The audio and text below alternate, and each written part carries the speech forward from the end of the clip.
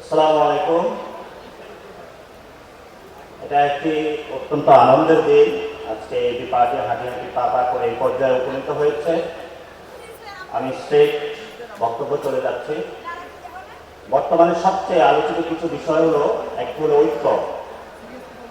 আমরা মনে করি 24-এর যে গণ অভ্যুত্থান হয়েছিল, 71-এ যে জনমানুষের আকাঙ্ক্ষার ভিত্তিতে একটি মুক্তিযুদ্ধ হয়েছিল, 90-এর যে স্বৈরাচার বিরোধী আন্দোলন হয়েছিল, গত 15 বছরে যারা গুম খুন হয়েছিল সেই মানুষগুলোর দীর্ঘ লড়াই, এবং বর্তমানে যেসব রাজনৈতিক দল রয়েছেন, পক্ষগোষ্ঠী রয়েছেন, আমাদের ঐক্যটা হবে রক্তের ভিত্তিতে।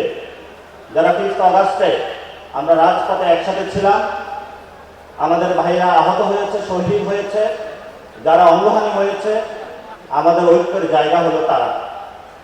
এই ঐক্য থেকে যদি আমরা বিচ্যুত হই, আমরা মনে করি জাতীয় নাগরিক কমিটির পক্ষ থেকে বাংলাদেশ একটি সংকটকালীন মুহূর্তে পড়বে।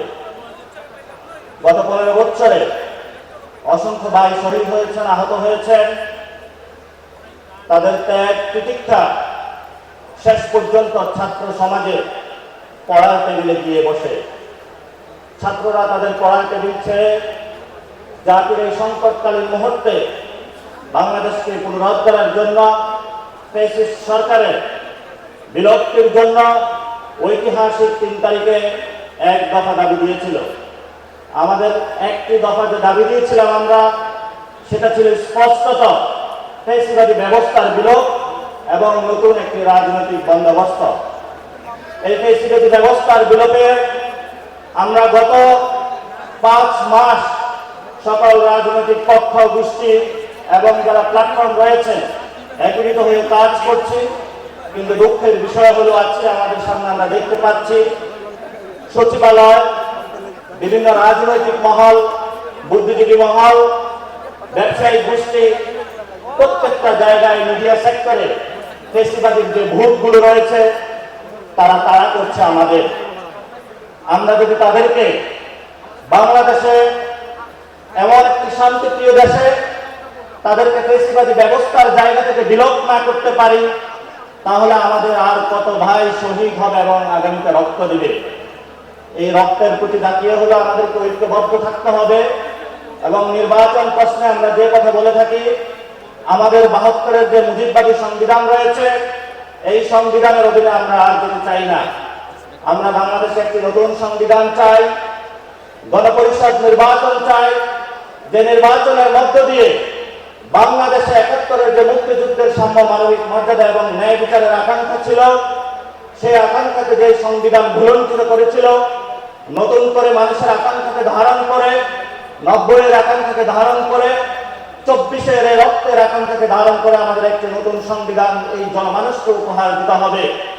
এই জনমানুষকে উপহার দেওয়ার জন্য এই পার্টির আপনারা যারা রয়েছেন, আমরা যেভাবে 5 তারিখে ঐক্যবদ্ধভাবে মাঠে ছিলাম, আগামীর সংগ্রামও আমরা সবাই ঐক্যবদ্ধভাবে মাঠে থাকতে হবে। এবং এখানে আমার সামনে জাতীয় বিভিন্ন রাজনৈতিক দলের নেতৃবৃন্দ রয়েছেন, আপনাদেরকে একটা কথা বলছি, আমরা যদি নতুন একটি সংবিধান গণপরিষদের নির্বাচনের মাধ্যমে না পাই, তাহলে আমরা মনে করি বাংলাদেশ আরেকটি সংকটকালীন মুহূর্তে যাবে। আপনাদের দায়িত্ব আমরা আমাদের কাঁধে তুলে নিয়েছি।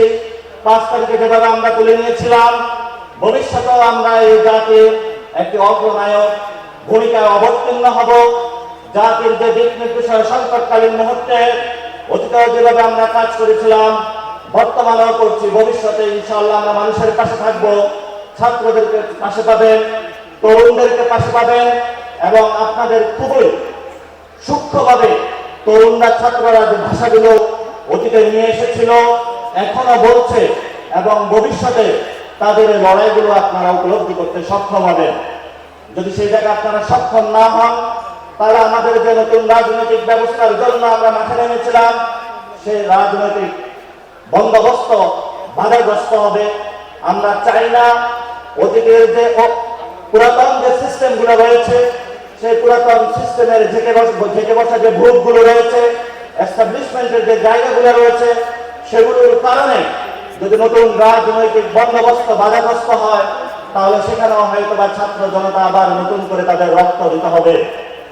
আমরা দীর্ঘ একটি যুদ্ধের মধ্য দিয়ে বাংলাদেশে একটি সুযোগ সৃষ্টি হয়েছে, অনেকগুলো প্রতিষ্ঠান বসে পড়েছে।